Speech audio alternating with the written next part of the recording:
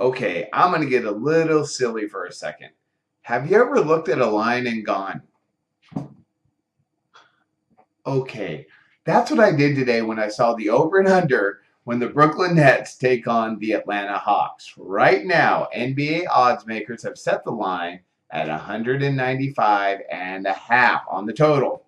Well, these teams, the Hawks and the Nets, in this series, the last three games, they have averaged 184 points a game. Thus the surprise. But I'm taking the over in this spot, and I'm going to side with the odds makers. I think the trend of these low-scoring affairs are not going to continue.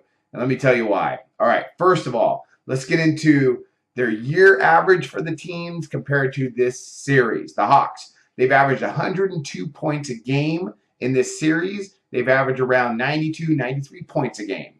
The Nets, they've averaged 98 points a game on the year. And in this series, they're about just over 91. So big difference there.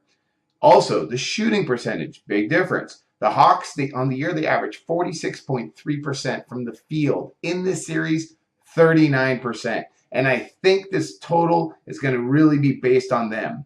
Back to that in a second. The Nets on the year, they've shot 45% from the field. But in this series, they're just around 42, 43%. Also, different, okay? The pace. The pace is there. It really is. For the year, these two teams combined, their average pace was about 164 shots a game. In this series, they're averaging 166. So the pace is there. The ball is just not dropping. Sure, there's been some defensive adjustments, and I can respect that. I can respect defensive rotations or changing assignments. Both coaches are good. Lionel Hollins is a good defensive coach. Budenholzer is an underrated defensive coach. Okay, that being said, though, I really like the over here. I think both teams' shots are going to start falling. And again, now back to what I said earlier, it's got to be on the Hawks.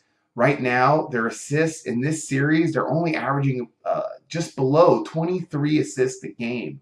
On the year, they average around 26. They've got to continue that ball movement. Also, balls that normally drop for them have it. Last game, they did not shoot well. Really bad shooting performance. And I really think they bounced back. Perfect example, Kyle Korver. He was 0 for 5 for three-point land. I don't anticipate that happening again. I like the over here. The pace is there. I think both teams have probably broke down some film, and it looks like the tempo is going to continue, so more balls are going to drop. That's my prediction. So I'm taking the over here. That's my NBA play of the day, and I wish you luck on your plays of the day.